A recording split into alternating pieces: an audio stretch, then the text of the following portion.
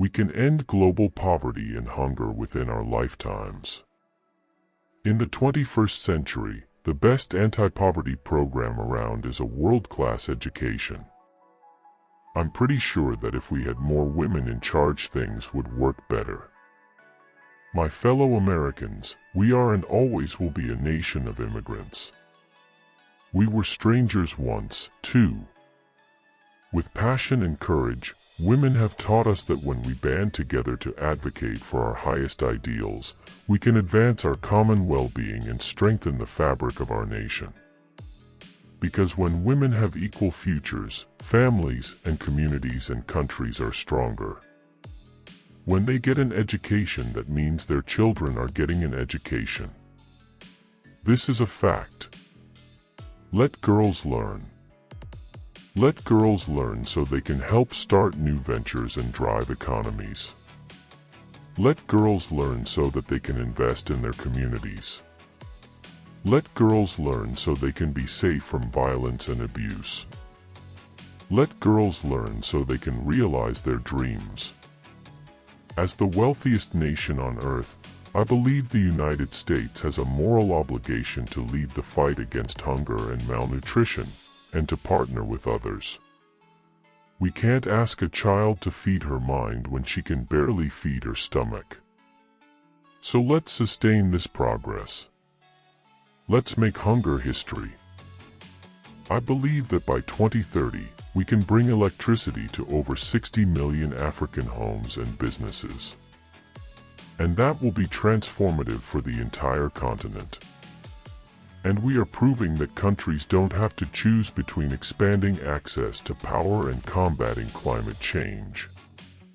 We can roll back the pollution that we put in our skies and help economies lift people out of poverty without condemning our children to the ravages of an ever-warming climate.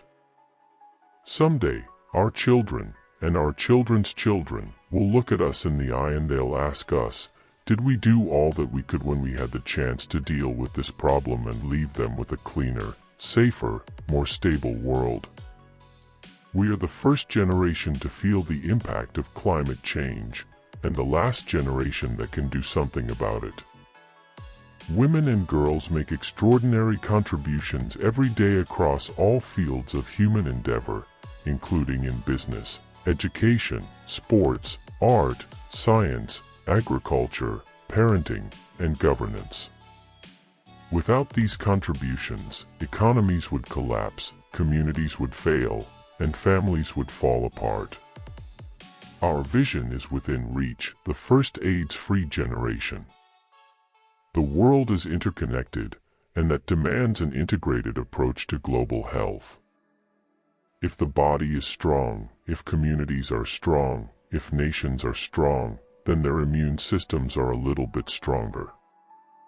We have to change our mindsets and start thinking about biological threats as the security threats that they are. When women have an education, when women have a job, their children are more likely to get an education, their families are healthier and more prosperous. Now, as a nation, we don't promise equal outcomes, but we were founded on the idea everybody should have an equal opportunity to succeed. No matter who you are, what you look like, where you come from, you can make it. That's an essential promise of America. Where you start should not determine where you end up. All of us are born equal and we're all connected. The millions of refugees who have resettled here through the years have brought similar dreams of a better tomorrow. Each has enriched the diverse mosaic that is America. Their lives and their many accomplishments stand as a clear rebuke to the bigotry and brutality they fled, and serve as a powerful example of the human will to endure, hope, and achieve. Women's opportunities are expanded and our nation is stronger when all of our citizens have accessible, affordable health care. Protecting and assisting refugees is a part of our history as a nation, and we will continue to alleviate the suffering of refugees abroad and to welcome them here at home, because doing so reflects our American values and our noblest traditions as a nation, enriches our society, and strengthens our collective security. For through the citizens of every conceivable ancestry who make this city their own, we see living proof that opportunity can be accessed by all, that what unites us as human beings is far greater than what divides us, and that people from every part of this world can live together in peace. So the United States continues to be the world's largest donor of humanitarian aid, and it will remain so as long as I'm president. The burdens of global citizenship continue to bind us together. Partnership among nations is not a choice, it is the one way, the only way, to protect our common security and advance our common humanity. When we recognize our interconnectedness and the fundamental dignity and equality of every human being, we help to build a world that is more accepting, secure and free.